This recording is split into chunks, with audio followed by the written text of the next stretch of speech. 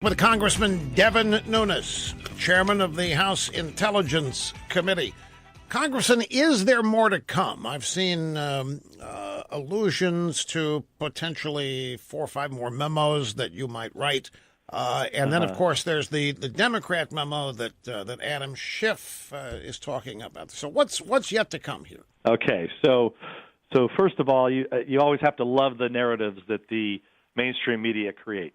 So they want to make this look like, they're just putting out a lot of these politically driven memos. All right, so as I was saying in the last segment, we had to follow this process in the House because it was DOJ and FBI, and they can't investigate themselves, right? So there's no way that we can get the information. So if you think if I sent this information to DOJ and FBI, they were not going to let it out, right? I mean, that's why they were doing everything and anything to keep the public from getting to know what actually happened. Yeah, but they said since it's just nothing but a nothing burger. I mean, if it's a nothing burger, why are they working so hard to prevent it coming out? Right. So that's exactly what happened. So now they're trying to mock us, saying, they've got all these new memos. So here's the truth. So we had to use this process in order to let the American people know what happened in the 2016 election in terms of FISA abuse. So phase 1 of our investigation was just on the origins of the investigation and how we believe they abused FISA. Phase 2 that we're moving to now, I mean, we've been investigating for a very long time, but some of it's starting to break out in the open because of a lot of the work that Senator Grassley of Iowa is doing. And we are looking at the State Department and their involvement in some of the shenanigans in the 2016 election. This is the Obama State Department. The Obama State Department, back in 2016. So that is an ongoing investigation. There'll be more to come on that. But I laugh that the mainstream media wants to turn this into a memo war. And they're promoting the Democrats' memo, and they're the headlines are always the mean Republicans are not letting the Democrats release their memo, which the irony is the Democrats and everybody opposed us, and including DOJ and all the mainstream media said we're going to destroy our nation's secrets. But now it's okay to have the Democrats and Adam Schiff's memo out.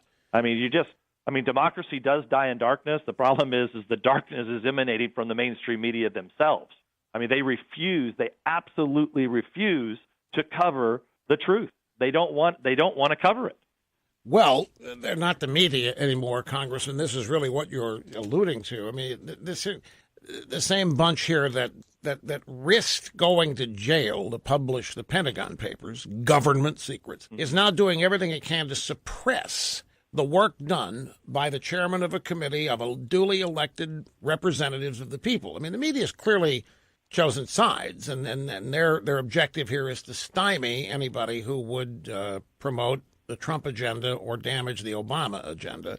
And that's just the reality of the world that you and everybody else has to deal with here. It's all part of the corruption of our great system. And Rush, I think that's exactly right. I've never seen anything like this before. And I'll even try to talk to some of these reporters. I try to deal with them, and you cannot get through to them. I mean, they've always been partisan. Almost all of them are left wing, but I mean, they go crazy, and then they almost every story is fake news. Almost every story that runs about me is fake. I mean, it's unbelievable the stuff that is out there. And you try to go correct the record. Like I'll tell some of them, they're like, "Well, you don't talk to me anymore." I'm like, "Well, you haven't corrected the 10 stories you wrote that are totally fake." And and I don't know how you fix that. So pretty much all I can do is not talk to them because all they'll do is take whatever I say and take it out of context. I mean, like the greatest one was from this morning. So I was on Fox and Friends, and of course I misspoke a little bit, right, where I said that Papadopoulos didn't know Trump, right? So then the left immediately in all the media, they put out, no, there's a picture with Donald Trump and Papadopoulos. Okay, so sorry, mainstream media. There was a photo op that everybody that's there admits that it was a photo op. Donald Trump and Papadopoulos did not have any other than just saying hello there. It'd be like if I went to a U2 concert and I'm at the concert hall there, and I say that that I've met all the members of U2. I mean, it doesn't work that way. Well, Papadopoulos is just a stand-in for Carter Page and Manafort. When those things blew up, then they stumbled into this picture of Papadopoulos. He gets drunk and starts bragging to some ambassador about dirt on Hillary. And so since they've got nothing, they glom onto that. But remember, people that watch ABC, CBS, and CNN and all that, read the New York Times, they don't know who Fusion GPS is. Right. They've never been covered. They don't know the basics of your memo. All they know that your memo is a nothing burger and that you are a partisan trying to prop up a perverted, boorish president and trying to unwind the great Barack Obama agenda. And that's all they know about you. And here's an interesting. These are facts. So our memo, the Republican memo, when we made it available for all House members to read, nearly all the Republicans came down and read the memo. Only a handful of Democrats, like less than 10, read our memo. Of course. Okay. But of course, the media never writes about that, never talks about that. Now the Democrats have their memo, okay, that they have, and we made it available for all members of the House to read.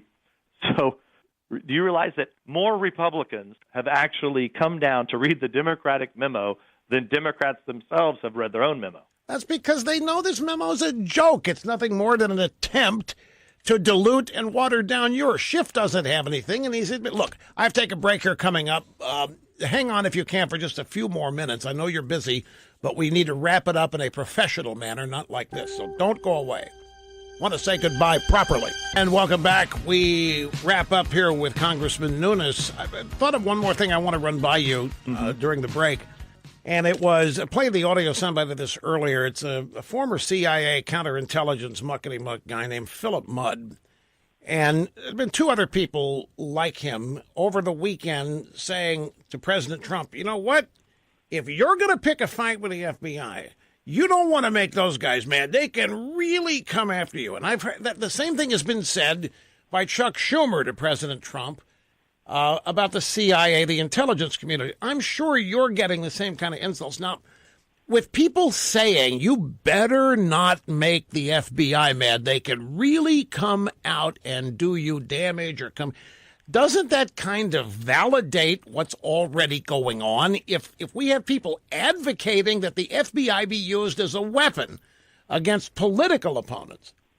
Yeah, so those days are over, Rush. That is what they did in the Obama administration. These institutions became corrupt at the top. And it's because it's not just the FBI. I mean, it's all of the departments who became just out of control. I mean, do we have to go back to Lois Lerner and the IRS and all of those games that were played? And what's happening here is that for the first time in a long time, Congress, which is a separate branch of government, we created the FBI. Right. We created the Department of Justice. You can abolish them if you want to. And that we could abolish them, we could cut their money off, but the bottom line is this, is I said, we're done. You crossed the Rubicon, you abused the FISA court, and, I had to fight for these documents for months and months and months. We issued the original subpoenas back in August of last year, and it took until just a few weeks ago for us to finally put all the pieces together. So, I'm not going to take their crap. I'm not going to be threatened. They tried to do an in run around me, and Speaker Paul Ryan said, no, the Congress is going to exert our authority. And so, look, I believe between the Congress conducting proper oversight and with President Trump trying to drain the swamp, I believe we will get this corrected. But the longer it takes for them to admit they have a problem, the harder it's going to be to fix this. I think the right thing to do would be for DOJ, Department of Justice, to come out and say, okay, look, Congress, we got it. We made some mistakes. We clearly, we may agree to disagree, but we understand that you don't want us using political dirt paid for by one campaign to be used against another and open investigations on that campaign using that dirt. We understand you don't want that. If they would just admit that, we'd probably be getting to the solution phase of our investigation. Congress, you won't find anybody more optimistic than I am, but they're not going to do anything like that through the rest of this year. everybody that you're talking about here has dreams of the Democrats winning the House back in 2018 and bringing to life all of these dreams they have about impeaching Trump and stringing you up and so forth. This is going to it's going to stay vicious all the way through this year. And you've referenced the media. The media, they don't do news anymore. And I'm not telling you anything. They're part of the opposition now. And I think your appearance here today is an indication to me of your fortitude and how great you are. The more the public can hear from you, the better. Unedited, it's just because you are genuine and you're real and you care about this. And I know you're busy, but the more time you can spend talking to people other than media outlets, the better our side is going to be, because you are the guy with you know more than you can tell us even right now, and you know what's coming. And I think everybody who knows you knows without a doubt that you wouldn't put in that memo or anything else you're going to say about this, anything that is not true that you can't back up. There's nothing in it for you to do that. That's right. And not only that, I laugh about this when they say how short it is and how little we put in there. And I alluded to this a little bit earlier, is that we actually we would have liked to have put a lot more in there, because there's a lot more really bad stuff. And I guess that's the thing, Rush, that I would say, is that I do have some level of optimism that ultimately DOJ will begin to do the right thing, right? I do think there are some ways out of this mess. The media, I agree. They are wholly bought and paid for by the left. It's embarrassing, actually, how bad they've become. But I do believe that some of these institutions, look, the FBI, everybody wants the FBI to be successful and do things right. So I think those problems could be fixed. I agree with you, though, that for half of America, a little less than half of America, they are going to believe that Trump colluded with Russia because he's already been tried and convicted by the mainstream media, and it's hard to get Americans turned around the other way. Yeah, but you still can't. You can't define what Trump did. You can't even explain. Nobody can explain what the corruption, collusion, conspiracy was. Did they mess with ballot boxes? Did they mess with voting machines? Did somebody get involved in a count? What did they do? Well, I could tell you what they did. They infiltrated the Hillary campaign and gave her a bunch of phony dirt on Trump, and they were able to get it into the FBI and open a counterintelligence. They hacked the DNC server. Exactly right. That's where the collusion is. Exactly. Yep. Well, look, Congressman, I really appreciate it again, and God bless you. Hey, thanks a lot, Rush, and I'd love to be on again. Anytime you want. You now have the number. Okay. I won't give it to anybody. You're one of 5 people who have the number. Well, thank you. So if a sixth person calls, we're going to know who gave it out. I appreciate that. All right.